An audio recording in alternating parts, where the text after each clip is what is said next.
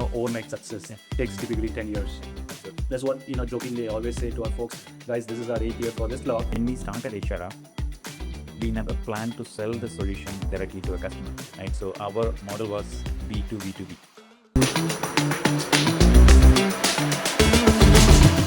Welcome, Chandra. Welcome to Lystloc's office and Lystloc studio.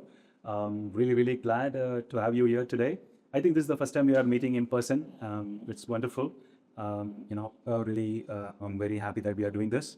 Thank you so much. Thank you, Bharath. Thank you for having me today, hosting me today with the entire team here. It's great to meet you personally. I remember the day when we had the first virtual call when you were in US. Right today, it's great to see the entire team and personally meet you as well. So sure, yeah, absolutely. And for the folks who are watching, Chandra from HR App and Lystloc are partners. We do some wonderful work and we work together and try to provide an holistic approach for our customers in the space of HR and on-field productivity suite together. And then we're going to talk a lot today about our journey together. And one common point between Chandra and myself, or HR App and Lystloc, is that we both are bootstrapped. And that is something I think we're going to talk a lot about it today. What do you tell? Remember the first meeting that we had? You were in US, I believe, maybe the early morning on day. Yeah. You were from the basement. So from COVID Kushiro, you were carried to my basement. Absolutely, yeah. I still remember that. And that's the first conversation we had. It's a bit of a journey, almost 4 years. 4 years. It's very progressive. And we both were, never gone for funding, and then you're bootstrapping for almost 10 years for you. And it's 30 years. 30 years, yeah. Mine also somewhere close to that, yeah. So it's an interesting journey. And then as a partner as well, from the first meeting until now, I think more than, generating revenue together, I think it's building a relationship, right? So that's a strong foundation we laid out, right? Now we see a lot of opportunities to work together. We complement each other from the solution perspective. And talking about that, Chandra, right?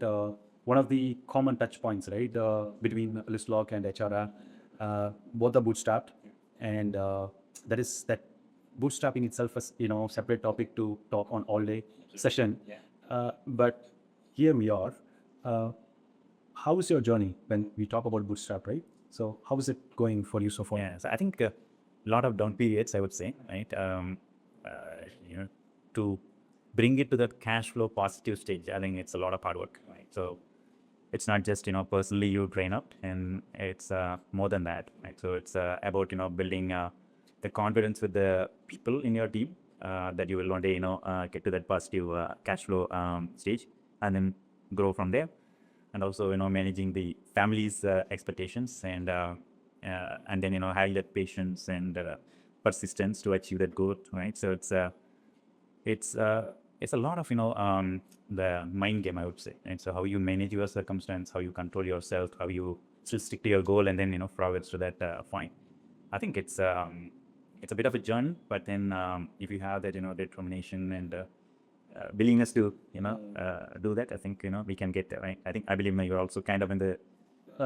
So for me, it is 13th year, all along, we are bootstrapped. As you touched upon many points, but the most important point being, bootstrap founder is to manage the expectation, right? The so-called, overnight success takes typically 10 years. Absolutely. That's what, jokingly I always say to our folks, guys, this is our 8th year for Lystloc. We are just 2 years away for that overnight success. But then when it comes to being a bootstrap founder, right, you don't have the kind of a ecosystem or infrastructure that a VC fund could get actually. You will see 9 out of 10 days would be a bad day for you. In fact, 9.9 out of 10. It's not even 9, right? But then you work so hard to get that 0.1% of a good day. Along the journey, what I learned actually, whenever somebody decides to do, something, and you are on your own, you would have to go through a lot, right? Basically, it's a very lonely job. Yeah, absolutely. Literally, it's a lonely job. And sometimes you might get lucky that you find people that they share the same vision, as well as you. On that aspect, I got lucky. I got folks who stood by, in the toughest time, be it a COVID time or whenever there is a very tough time on financial aspect or when people leaving, I've always been lucky or fortunate on that aspect, right? That I got 4 people who's stuck with either me or the product or for both business. Yeah. and that is one of the biggest key aspects, right? When it comes to, it's not necessarily true only for bootstrap companies. It is true for any company. But the thing is, it is a little bit easier when you have that big fat check. Yeah. It gets a lot difficult when that comes out of your pocket, right? Because you have to measure literally everything, and you spend something. And another aspect being bootstrap, right? You as a founder, you try to do something, you try to achieve something, you try to solve a problem, and then the people are involved, be it your partner, spouse, or family members. One of the biggest realization for me was that it is very unfair to expect them to understand what kind of a fight you're fighting. Yeah. The moment you understand that part, your life will get a little bit easier, because you will know what kind of expectation to manage. But then it is very important, coming back on the office setup, it is very important that we find right people, not necessarily the entire team. It's impossible. Even you have a lot of money, still it's very difficult to find right set of talents, right? But then the core set of people, if you find that right set of people who share the vision and you believe like you do, then I think you're on a right track. Absolutely. But then, as you mentioned, to achieve that cash flow positive stage, right? That is what literally, in my opinion, how many of our bootstrap founders I've met, that is literally a dream for each and every one of them. I always say, right, when it comes to startups, especially bootstrap, there are 3 stages, right? The very first one is survivability, right? And then sustainability, and then profitability. We have to survive first to get to any of the later stages. Coming back to Lystloc, we've been surviving, and then we've been sustaining, and then we work hard, we try to get into that profitability more, especially at least operational profitability pretty soon. So it is a journey. I cannot take out one particular chapter and talk a lot about it, but then each and every chapter you have to go through. That is something you cannot skip. You have to go through. Nobody else can do it for you, actually. Fortunately, unfortunately. So it's a fascinating journey. Along the way, the kind of customers you meet, the kind of people you meet, the kind of partners you meet, the partner of that, in different applications you do. Basically, that is a journey, right? That you want to do, that you're part of it. And along the way, you meet a lot of amazing folks internally as an employees or, outside. Yeah, 100% agree. Yeah. I think, you rightly touched on that, right? First, surviving, right? And then, prolonging that, survival, sustaining it for some more time, and then making, moving to the profitability. I think that's what, most of, I don't know that, what sort of demography has that kind of, attitude to not to try to survive a business by running a lean, model of, executing a startup. Us managing the expenses well, focusing on acquiring customer and understanding customer, listening to customer, bringing those capabilities into the product so that the customers are not churning, right? So they see the value, they see your support, and they stay with you for longer. By then you build your product, listening to the customer at one point of time, right? So you'll be able to present the solution to the customer where they see 98% fit, right? So that's why you're able to scale quickly, and then scale your business as well. Now coming to HR App, right? Now you are a founder and CEO there. Tell us about what exactly HR App as an application does for customers, and that could help us to understand what exactly HR App does. Yeah, sure. See, I'm not sure if I mentioned this to you before, right? So when we started HR App, we never planned to sell the solution directly to a customer, right? So our model was B2B2B. So we wanted to really bring in a partner ecosystem and get the product to the partner to white label and sell it to the customer, right? So when we launched this solution, we had almost 12 auditing firms. So we were actually focusing on auditors, right? So we were trying to scale in India. I think in India we had like 11. And we had one partner in Sri Lanka. Right? So we even customized payroll and other, core HR modules for Sri Lanka as well. And we couldn't actually succeed with the business model, right? Then we actually have to pivot and then position ourselves as, an end-to-end HRIS solution, right? And then offer to customer. So when we started with it, we were actually focusing more around the core HR and payroll focused in India only, right? So now it really evolved, right? So right today you will be having the entire employee life cycle, right? Yeah, we have a complementing capabilities. Now if you look at Lystloc, which we have a touch point with HR App, Lystproof, right? The other analytical capabilities and CRM capability, List CRM as well, right? So now we see a holistic solution where you'll be able to manage the entire employee life cycle, right? So people don't need to look out for anything else, right? Which is people also looking for. Like if you go to any customer, even large or mid-sized customer, they want to have a unified solution, right? So now we started somewhere, but now we have an end-to-end employee lifecycle platform with partners like Lystloc, and we are able to complement the offering and try to provide a unified offering where customer do not need to look out for something outside. Yeah. Let's start with HR app. What exactly HR app does and who do you serve? So maybe now let me give a bit of a history. I'm not sure if I mentioned this to you before. So when we started HR app, we were actually targeting a B2B2B segment, right? So wherein we wanted to really, give it to the businesses such as auditing firms, just that, the core HR and the payroll, and white label it, they further, sell it to their customer, right? So when we started, we had around 12 auditing firms, including one from Sri Lanka. So we even customized a bit for Sri Lanka as well. So when we started with that, we had a bit of a challenge in controlling the customizations, right? So every auditors, comes with their own way of, dealing with numbers, right? The complaints and all that, in India, like how that works. And we had a bit of, difficult time handling the customization. Then we thought, okay, I think we need to standardize and bring this as a SaaS solution and directly offer it to the market, right? So that's how, we pivoted it. And then we started, offering the core HR and payroll solution. Then further over a period, we started creating that as a full suite of products with complementing capabilities from partners, like Lystloc, right? So where now we are together, able to offer a solution for the entire employee life cycle, right? So from the workforce planning, recruitment, onboarding, the DocuSign with list proof, we can do the backend verification, credential verification, and then managing the employees' day-to-day activities through the core HR module, time management through the Lystloc, and then coming to the financial aspect where we actually take care of the payroll, expense claims. Again, we are sourcing the data from Lystloc for the travel claims, right? And now if you look at that entire capability, with what we have and what Lystloc offers, so this is like an unified solution, right? It's very powerful as well. And one learning which I had in the past year is that when you go for the mid-size and the enterprise customer, they do not want to have diversified products and having this integrations which is breaking, having manual intervention to make it working. It's time-consuming, error-prone, and also it's costly, right? So now when we actually together offer this unified solution, it really saves the time for the customer, and the total cost of ownership is comparatively very low.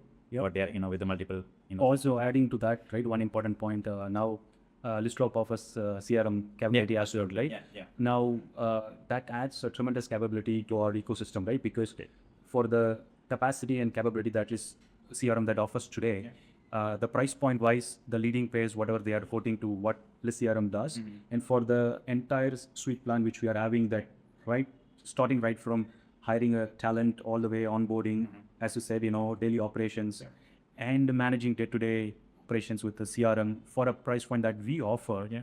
There is a tremendous value we try to provide, with the help of partners, with each other. Absolutely. I think there is a true value I see, being partnered up with a player like HR App.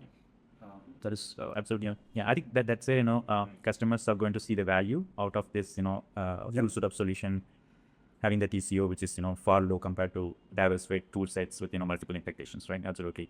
So I think what I am seeing as a future now, we both investing so much on AI, bringing AI into the platform, right? So from the automation perspective, or be it agentic AI, where you wanted to really create tasks automatically, enable them to take care of the task, which is always a challenge, in bringing notification, but whether they are actually taking action on that or not, you have no idea, right? So I think considering what is available as a tool from the AI tool set, and what we are actually proactively working on to enable both platforms, to agentic AI enabled platform, I think it's going to be a value add to customers.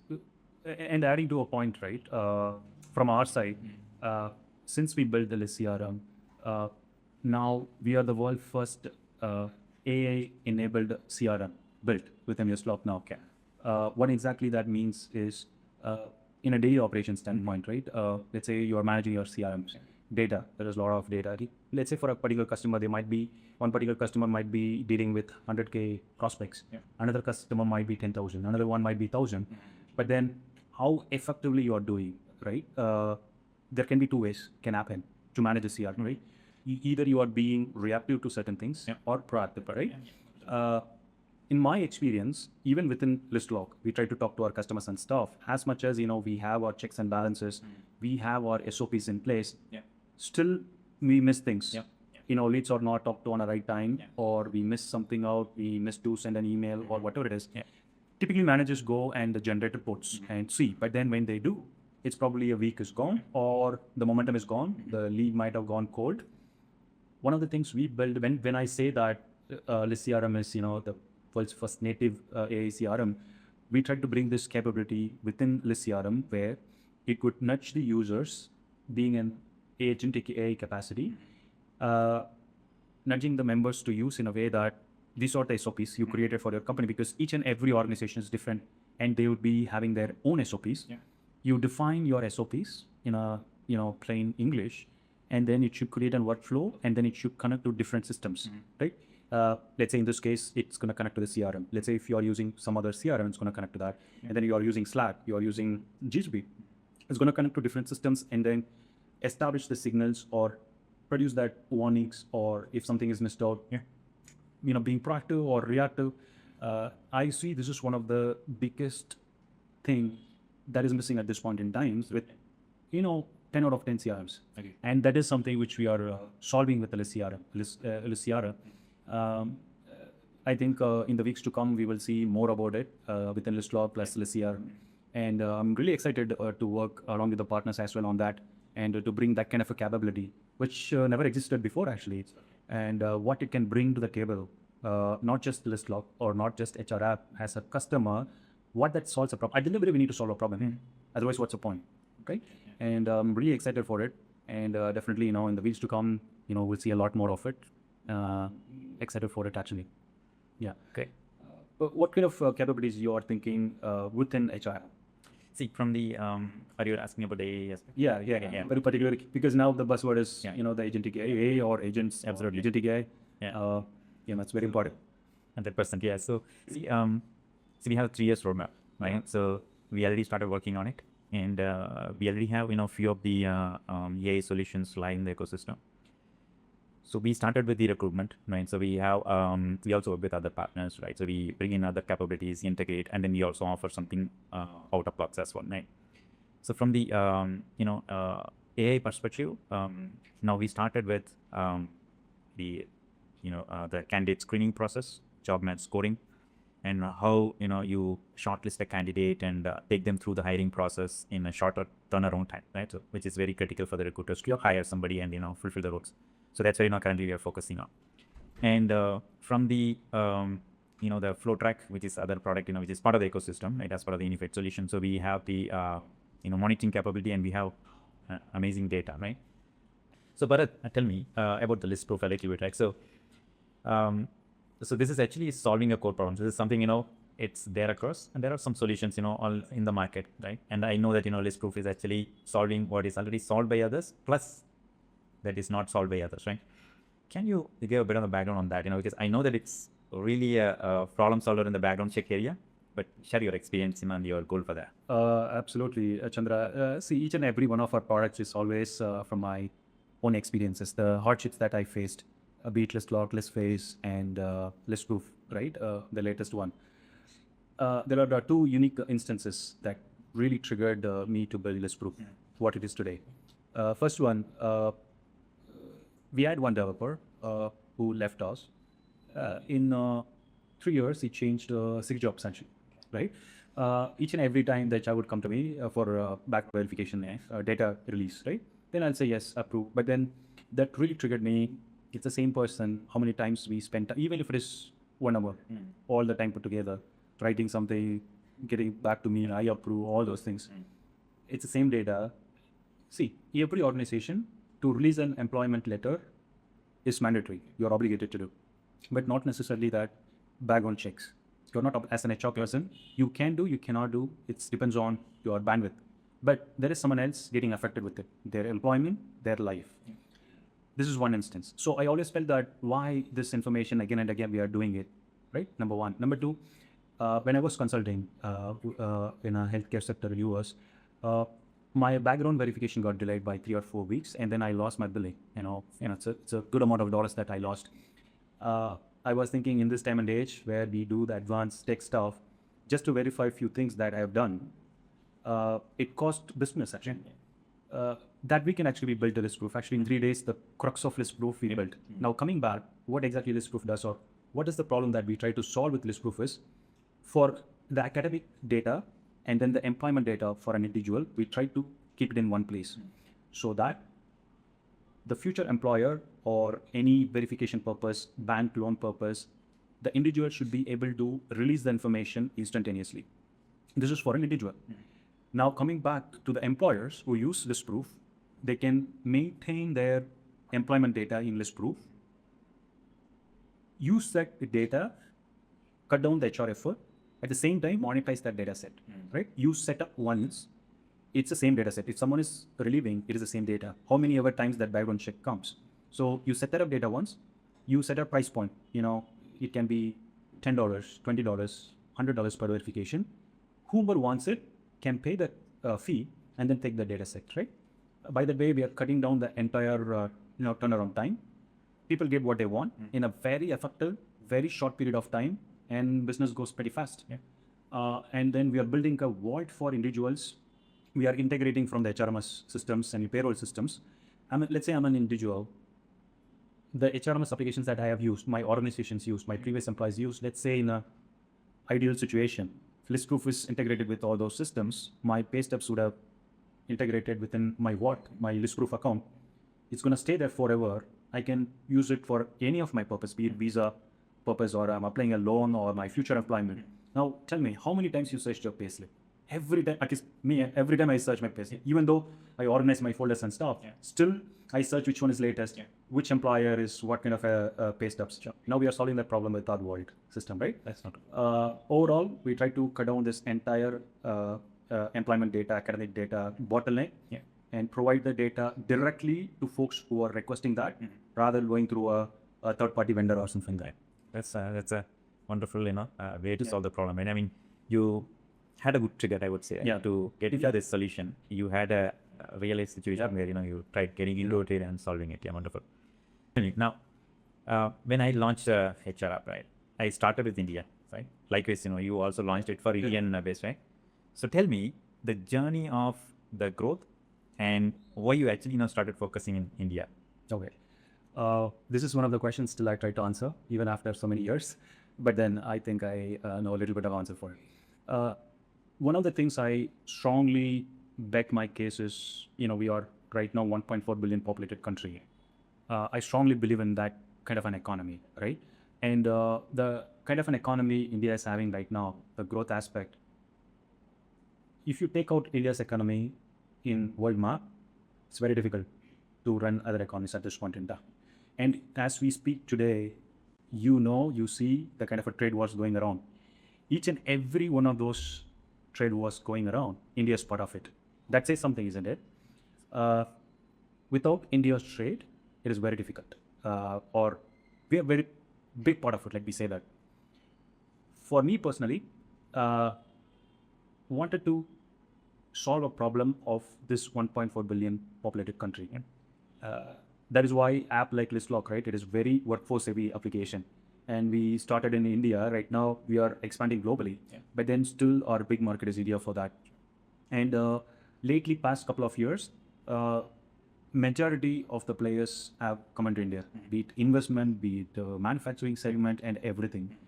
If at all we are building something, this is the best time to build out of India for the world. Actually, I strongly believe that. I believed it long before this whole trend started, actually. That's why I built a product like 8-10 years ago, being based out in India, right? Act-wise. So I'm strongly convinced with the economy and the people, and then the adaptation that Indian folks have towards technology. You can't see that across other countries actually. One of the simplest example, easiest example is UPI. Yeah. Right? How convenient and ease that somebody can do a transaction. Even advanced economies, they don't have that kind of infrastructure. Yeah. It is very surprising to see. But then those kind of an applications gives you conviction why you should work on, Indian market. Yeah. So that would be my reason actually. Yeah, wonderful. I think, I also kind of, aligned to what you're saying, right? When we started, right, close to like almost 10 years back, the per capita income was low, right? Now in the past 10 years or 15 years, it has progressively gone to a stage where whether you wanted to pay a salary for an employee to do things manually or you wanted to save the cost with automation, right? So now people see the value of automation, right? So the price sensitive market is becoming price acceptance market. They wanted to pay for value. So if you're able to automate, save money and provide value to the customer, now I think, not 100%, but no, this I could see from our customers' behavior. I think that's a very important point that you're making, right? If I see this kind of behavior from customers, especially Indian customers, right? They were not ready to spend for a SaaS application, right? Whenever you go on to try to pitch your product, let's say, no matter how big the customer is, like let's say 10,000 employees or 100K employees, you try to procure a product for, let's say, 10,000 employees. It's going to cost that much, right? Yeah. No matter how big they are, still they would think that, why this is this much expensive? Let me buy, let me build it on my own. Yeah. It's always the standard answer you get. Yeah. Now, that kind of a mindset is changing. Yeah. Now they see the value in why we have to procure certain applications, third-party applications and stuff, because it's relatively easy, because you don't want to build each and everything on your own. Yeah. Rather than focusing your core business, you'd be spending your time on building your tertiary applications, which you can very well avoid that, as long as these applications provide the security and the scalability aspect of it, right? Yeah. That trend has been changing. I could see, especially past couple of years, I could notice that from Indian customers. That's a big time it's changing. I agree, 100%. Yeah, I think maybe 10 years back, right? I'll take that the starting point of our business as a reference, right? So it was more of an education, right? If you go and sell any SaaS solution, people just don't buy into it, right? So it was an education why we are actually selling this as a SaaS solution posted in cloud, and your data is going to be sitting somewhere outside, right? So it's so much of convincing you need to do. Yeah. And that changed, right? Now people accept cloud as the the default solution, right? So I will be having a solution, but it may be cloud. I'm okay with it. I will deal with the data outside my environment, which is okay, right? And second point is the price, right? So which is, as you rightly said, like the salary has gone up and customer behavior is changing as well. Like, they wanted to automate, they wanted to focus on the core thing, right? So instead of dealing with people who has to do things manually, you focus on your business, delegate everything else to software with an expert who is sitting and managing the software and then automating the stuff, right? So that's a transformation happening, and progressively, or maybe, we are talking about maybe, few more. Also, that is a cultural thing as well, right? This as an Indian market, Indian economy, we were very conservative typically, and we are a savings economy here.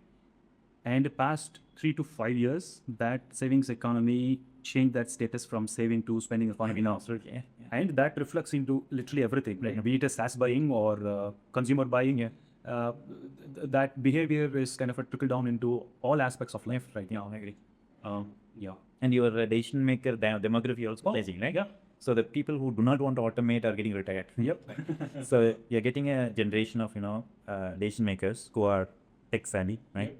They wanted to automate things, they wanted to optimize, and they wanted to focus on the core, right? So which is also positive for businesses like ours. Absolutely. Where it's more of workforce based, and considering that there's reference 1.4 billion people in India and any country, where you have high population, and they expect the opportunity to automate and save money as well. Yeah. Chandra, this is a question I wanted to ask, right? Even though, how do you think our partnership complementing each other, right? How do you think the partnership goes? See, as I mentioned you earlier, right? So the partnership is driven based on what market needs, right? So you can't build everything, right? Yeah.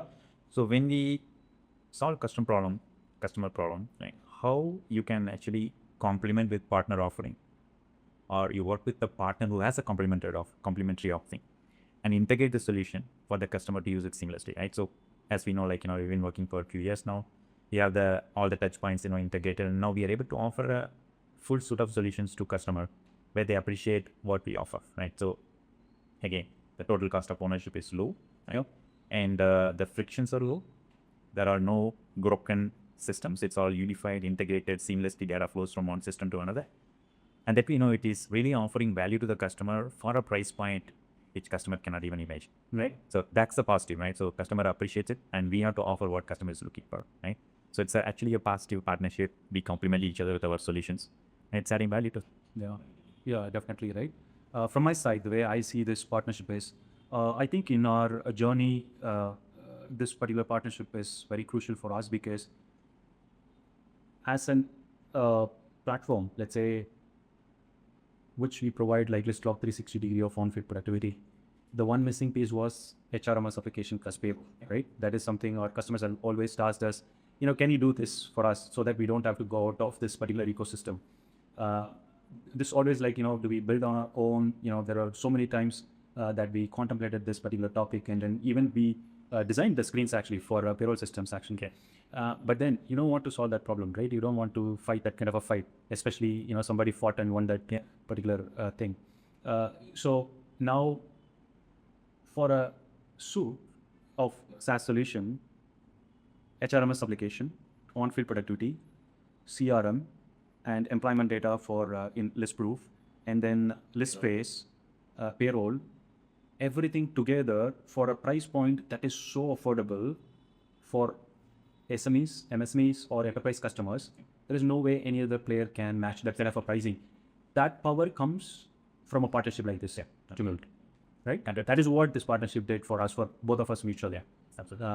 Then, so now your team is like, We are 65 plus now. 68 plus, right? So tell me now how you actually started and how you actually grown the team to this point. Sure. Like most of the founders, I started with I was the first one, and I bootstrapped in 2012. That's when I first started up. I used to do everything, right? Like, that is, my first company was a consulting firm. I used to do everything, right? Having multiple acts, how it is, sourcing the candidates, screening them, interviewing them, and scheduling the interviews, working on the POs, invoicing, releasing the payments literally. But then when the product thing came in picture, our team was very small.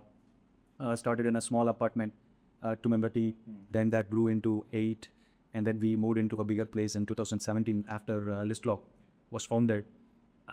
Then from initial stage itself, I was so convinced and having a clear-cut idea on how to build the different teams, right? Because having seen the world, I spent 1.5 decades in US. I built the teams accordingly. We are a very lean team, but then even very initial stage itself, we had a customer success. Typically, bootstrap companies or a SaaS companies will not have it. We had a customer success team, a support team, product team, and of course marketing, sales, and definitely engineering, right?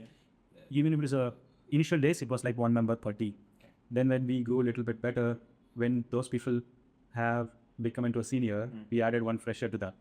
Then when we become a little bit more bigger, then across the team, we added like kind of a 3-member team, right? Each and everything. But then when business needs, we added more people across. Now we are 65 plus strong. And after COVID, we were like fully 100% remote company. And given that, I was US, based out of US, I managed my team fully remote. Almost once we touched upon 80 team members.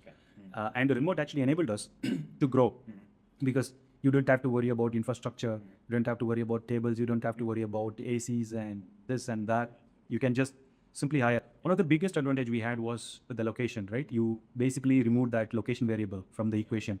You can literally hire the talent across about India, or even we had employees from Africa region when we were growing that part of the world. But then we optimized the team, and now no matter how efficiently, effectively you run your remote team, I'm someone very big advocate of proponent of remote work. But then at the same time, I strongly believe that to do bigger things, greater things, you need to be on site. You need to see people. So I brought people on site now. So we are expanding our office spaces now. Now in this facility, 40 plus folks sit here, and we are expanding as we speak. I'm trying to bring everybody in. But then for the folks who are really good, they do their job. They don't have to worry too much about it. Wherever they are, we did disturb them.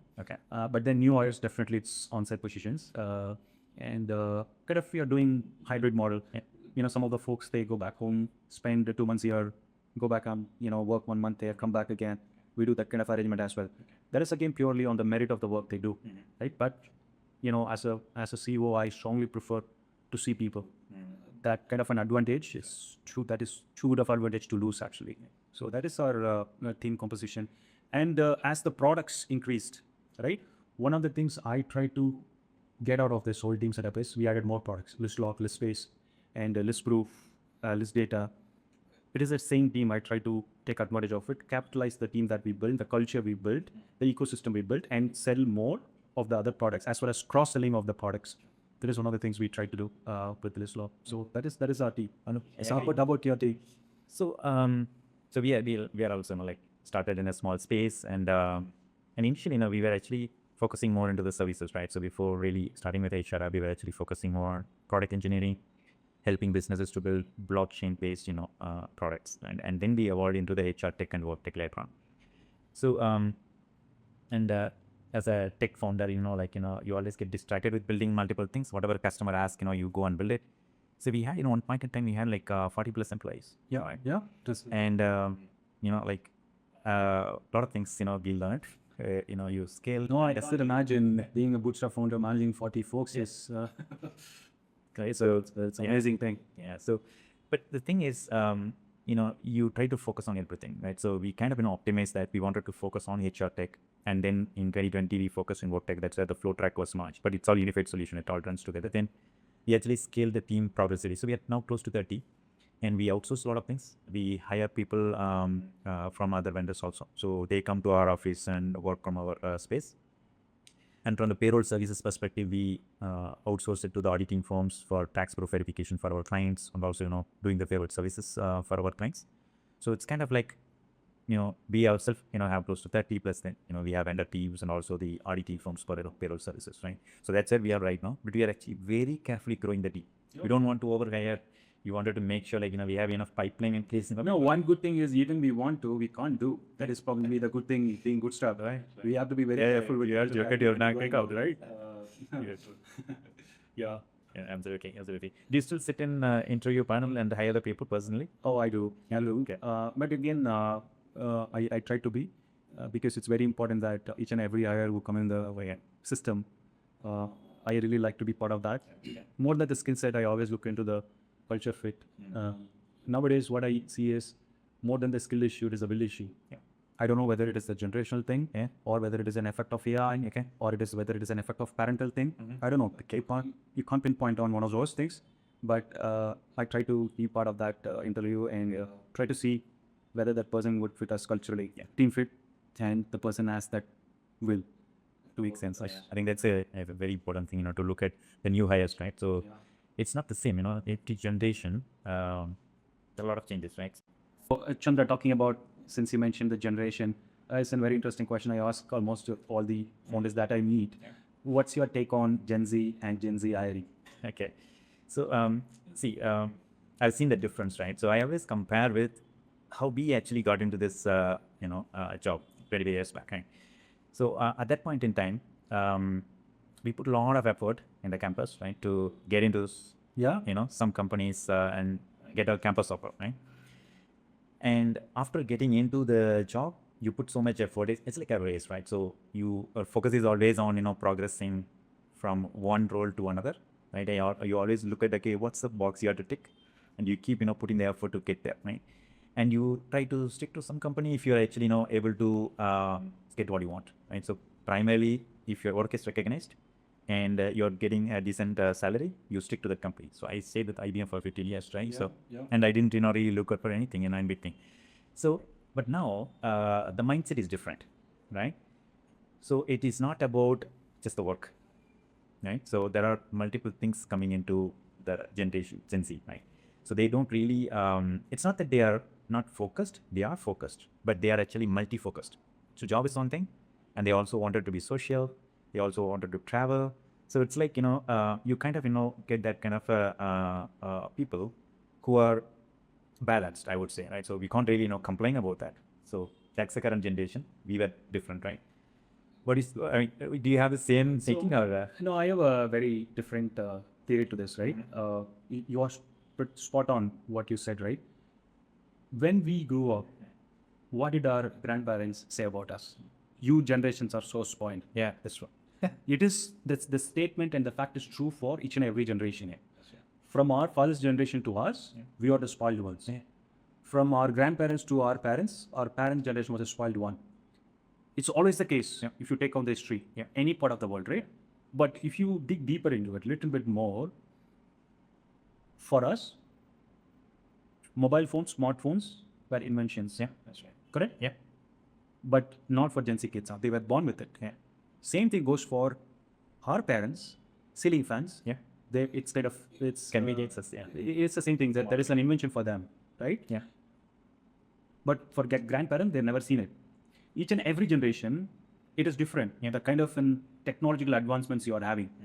But if you go a little bit deeper into it, my understanding kind of thing, until our generations, we do not have much. We have to work hard.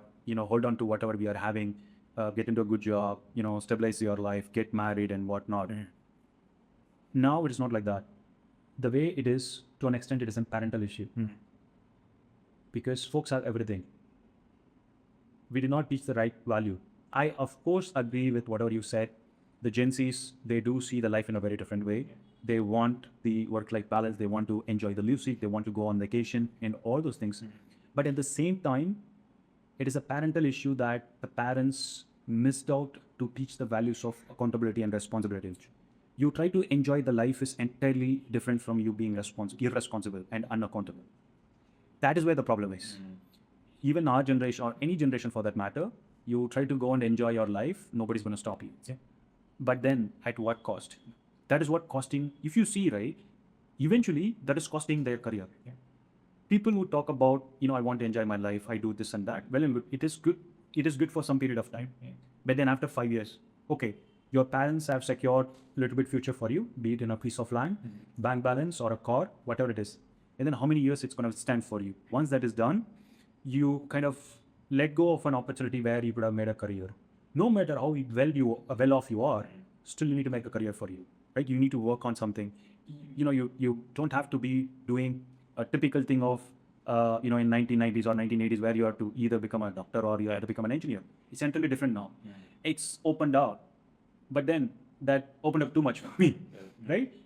Too much exploration. Well and good. It is good. But then I see one problem is that people's failure to take the responsibility and the accountability in what do they do. That is what is causing the problem. If they fix that, it's amazing kids, right? I mean, come on.